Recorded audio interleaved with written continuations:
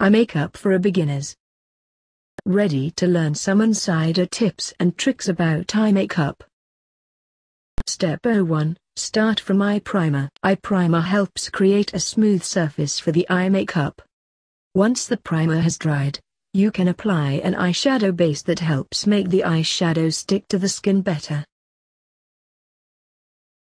Step 2. Start with 4 basic shades. You need a highlighter that is a shade lighter than your skin tone. Step 3. Grab the essential eye makeup brushes. You will need a small flat eyeshadow brush for application, a small and medium-sized blending brush and a smudger. Step 4. Glide your flat brush on the lightest shade and apply this on the inner corner of the eyes. This is where most of the product should be, and then you can easily blend outwards after. Make sure to tap your brush before applying to remove excess product. Step 5. Dip the tip of the brush in water enough to dampen it. Then glide it on the eyeshadow and apply again in the innermost corner of the eyes.